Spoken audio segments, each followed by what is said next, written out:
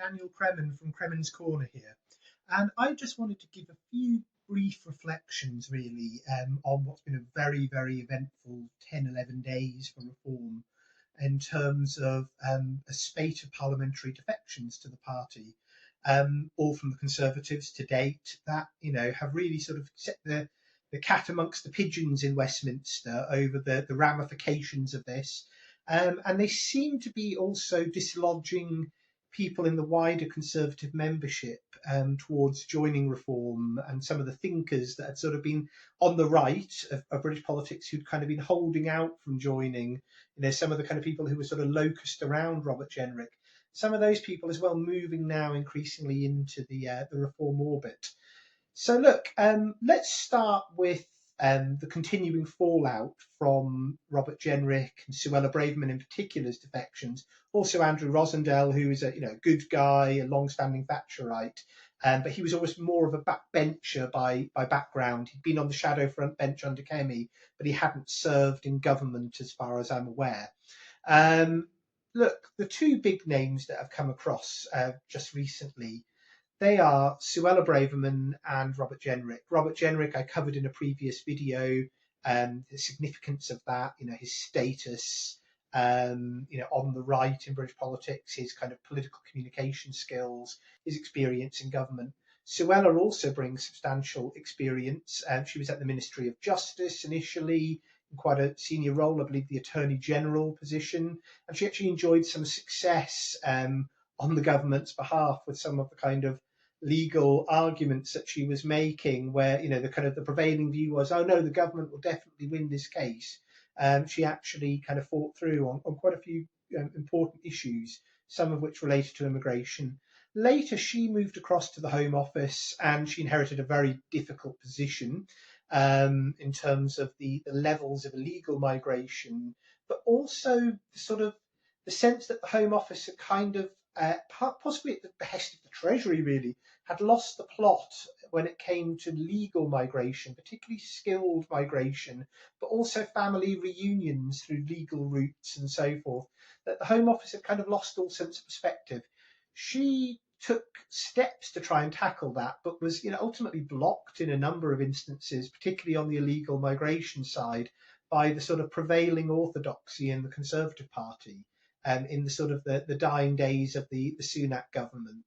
And eventually, of course, things came to a head. There'd been tensions for a good while, and she'd been making the case for ECHR withdrawal, and sort of increasingly in not so coded ways, kind of intimating that herself as publicly. But behind the scenes, she'd been making those arguments, and it just wasn't getting anywhere. And eventually, her outspokenness on the issue of what she felt was two-tier policing in the approach that the police were taking to the pro-Palestinian marches, particularly in central London, but also in other cities. All of that came to a head, and she was sacked by Rishi Sunak, and that was very much a welcomed move within the left and centrist flank of the Conservative Parliamentary Party at the time. But it set in chain, I think, for many people, a sense that the Sunak government was on a different wavelength to a lot of Conservative voters. And Suella became quite a totemic figure, I think, on the right, as somebody who was willing to sort of speak truth to power, and who wasn't willing to kind of just go along with the status quo any longer. And so she has a sort of certain resonance. But there's also, remember being, one of the few Home Secretaries who really tried to take on the system and, started to enjoy, I think, a little bit of success. Some of the kind of interventions she was making before her sacking were positive. So I think Suella coming across was good. Now, look, what happened around the time she came across was that the Conservative Party initially put out a very, very highly charged statement, which was referring to Suella Braverman's mental health, the state of her mental health, and saying that they knew she was unhappy for some time and they'd been trying to support her mental health. I mean, that's pretty low. And actually, there was form for this. A lot of people do feel that this was very much the personal stamp and approval of Kemi. The party immediately, within 2-3 hours, had kind of retracted that statement and put out a milder version that just omitted the bit about mental health. But if we cast our minds back to the summer of 2024, when the Conservative leadership election was taking place, when it was just gearing up, Suella was, of course, a candidate. Now, Suella, in the end, didn't get very far. I think she struggled with the nominations at the time, and this was partly because of that sort of demonisation of her in the aftermath of her sort of resignation. But Suella was trying to get nominated at the time, and she was speaking abroad, I believe in America at the time, at what's called the National Conservatism Movement, which is a big sort of transnational, popular, right-wing conservative kind of network across Europe and in America of people who are on the more the national conservative or populist conservative wavelength around tradition and around migration policy and cultural assimilation and integration. She was speaking at that and being rather savagely critical of the record of the last government. And this apparently, allegedly, prompted Kemi Badenoch to say that she was having a live breakdown on stage during a shadow cabinet meeting about Suella. This is saying Suella was having the live breakdown on stage, and this was not well received at the time. I'm sure by many people on the right. I certainly wasn't too pleased to see those remarks, but to see them coming up, a good 18, 20 months later, again, it just speaks to me to a lack of good judgment and taste on Kemi's part in making that sort of, very contentious sort of argument, pathologizing as mental illness, somebody who holds, strident and different political perspectives to you is quite the thing to do, particularly when they're a parliamentary colleague. And according to Suella, of course, Kemi did later apologise for the leak of those comments and said she didn't mean it, and then promptly asked for her vote in the leadership election. So Kemi apparently did this, and Suella was kind of reflecting on it during the press conference with Nigel Farage. But I thought Suella handled it very well at the press conference by sort of batting away as par for the course, something she'd gotten very used to being mistreated by colleagues, and is something that she's not going to bother dignifying and wasting a lot of time with going forward. Now, look, in terms of where this leaves the Conservative Party, at the very same time this is happening, who are rearing their heads but a lot of former Conservative ministers and bigwigs, mayoral candidates and Scottish party leaders. So, the Ruth Davidsons, the Andy Streets, Gavin Barwell, who was briefly Theresa May's chief of staff, David Gauke, Dominic Grieve. A lot of these people are sort of coming out of the woodwork now in yet another new political affiliate of the Conservative Party, sort of a loose special interest group. And it was quite funny. I think it was Jack Rankin MP, who's one of the newer intake. He actually just put up a thing of showing a scrolling screen of all of these former bigwigs, and he just put above it former. And I think that's quite interesting, is that there is this pincer movement on the left of the Conservative Party, as well as the pincer movement of reform to the right of Kemi, pulling away her people, that is kind of imperiling her own political position.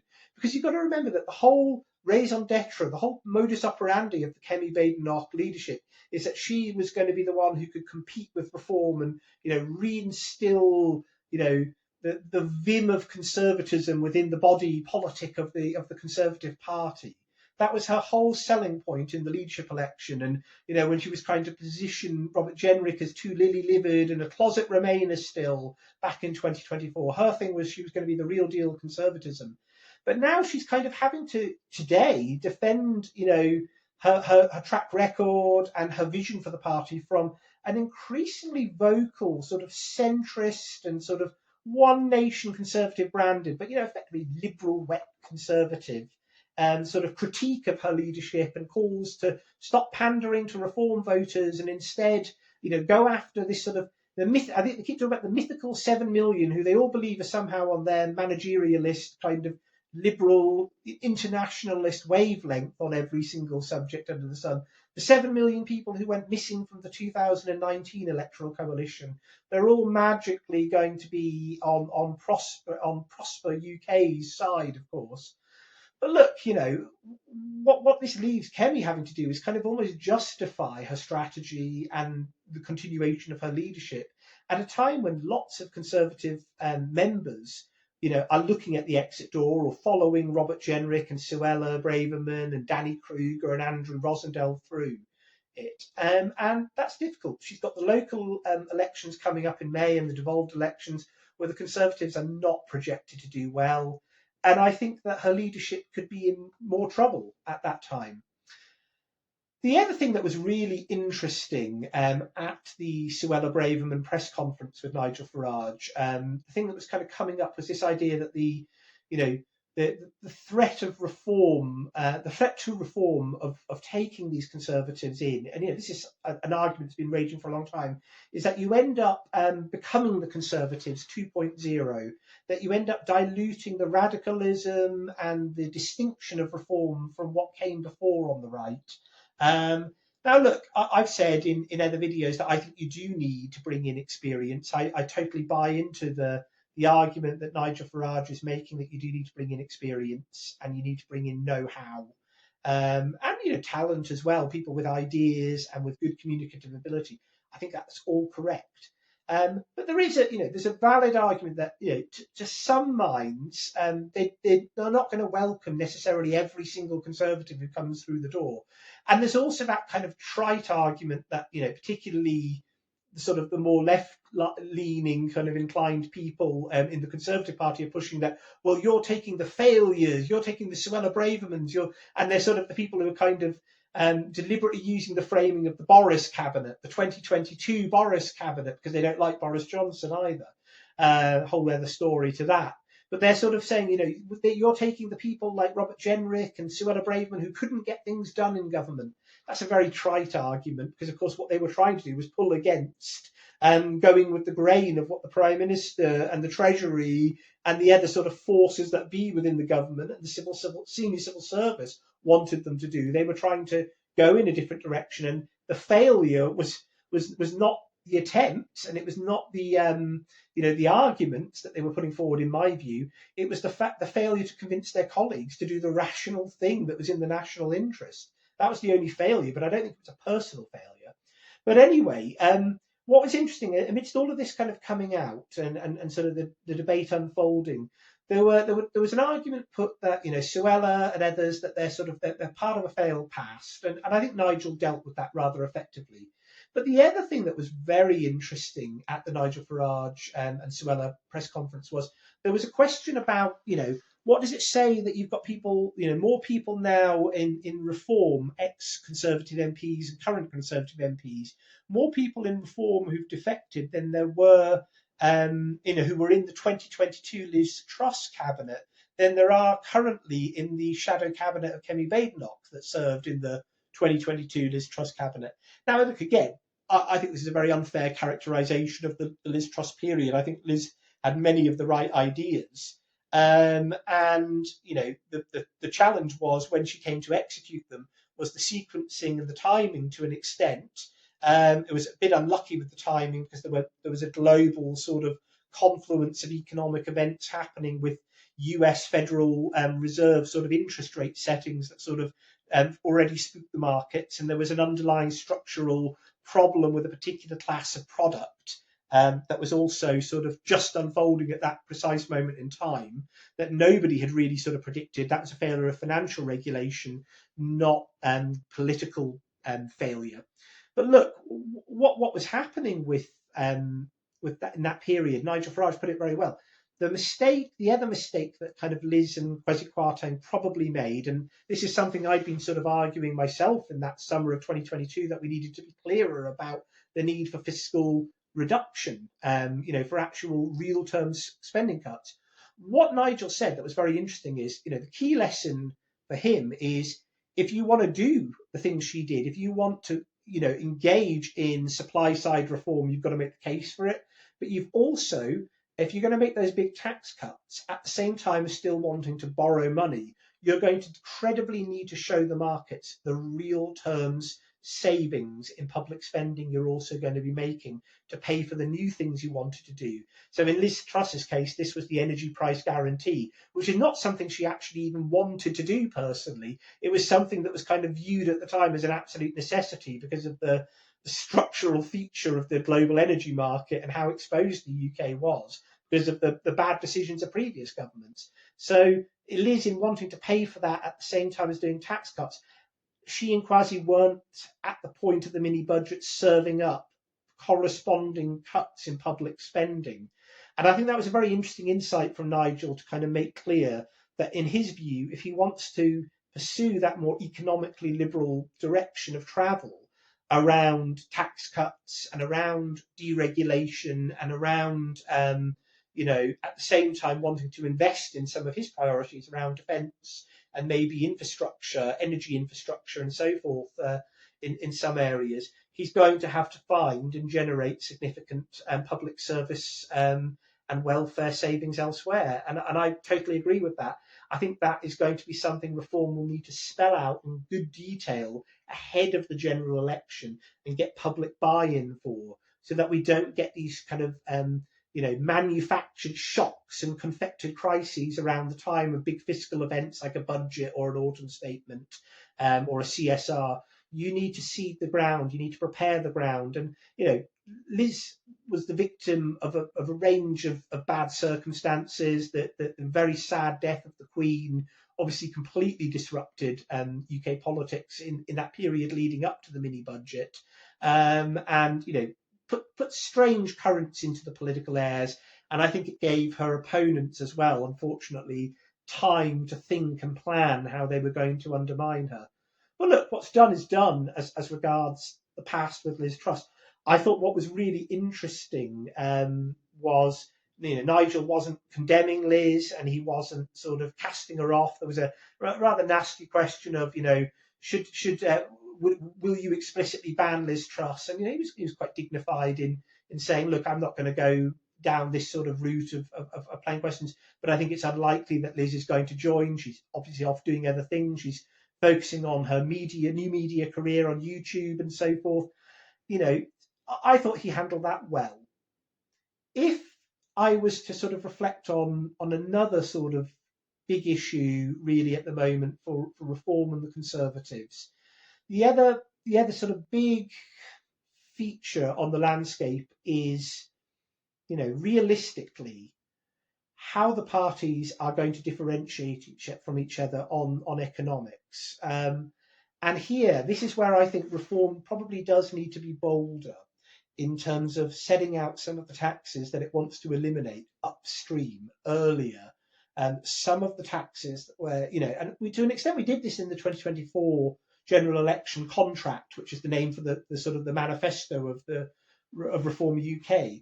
We did that back then, but obviously, things move forward and the economic and fiscal context is different and you can't, hold on to those policies completely.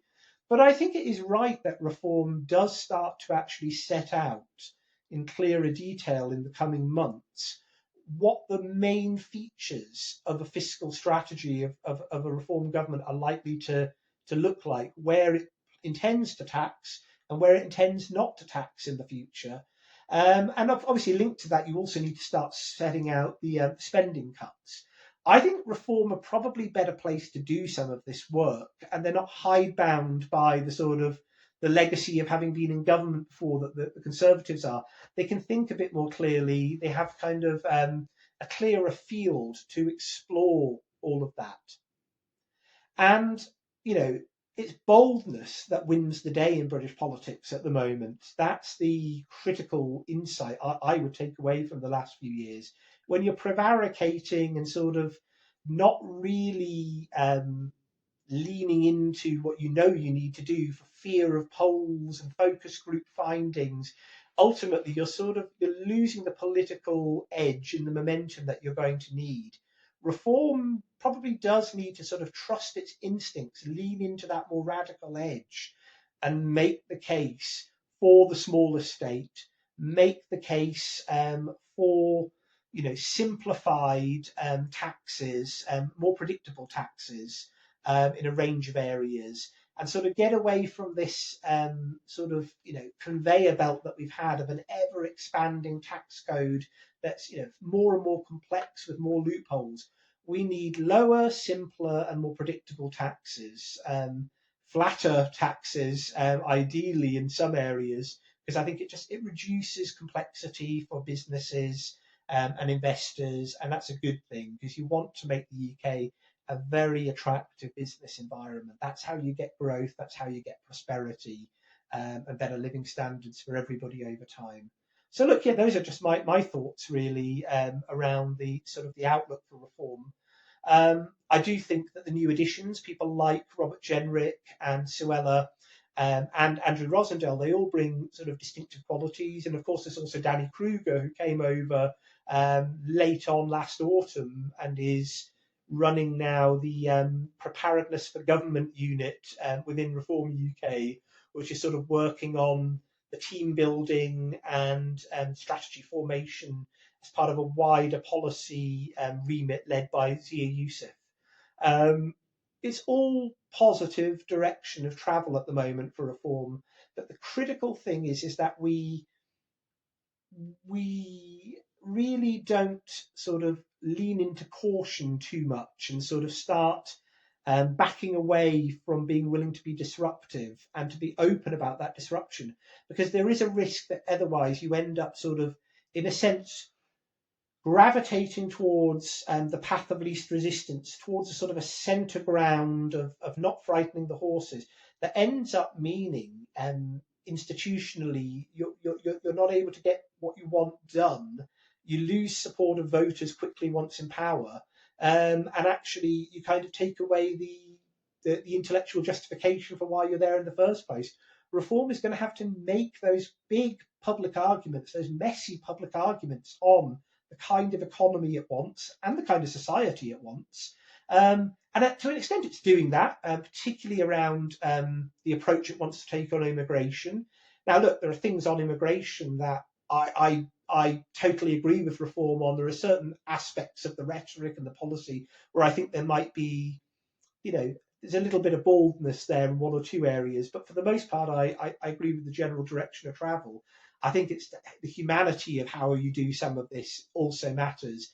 And I wouldn't personally eliminate the indefinite leave to remain route entirely.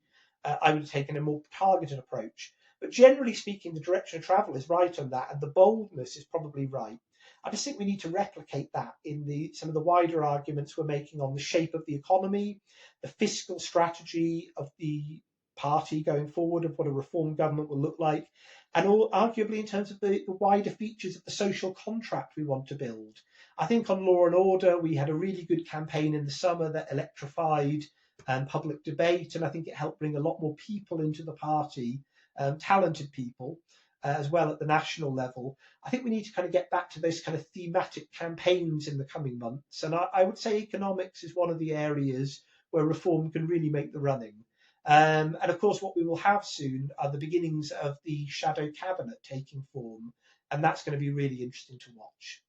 Thank you very much for watching. And do, if you're not already, subscribe to Cremin's Corner. I hope you're enjoying the channel. And yeah, stay tuned for more.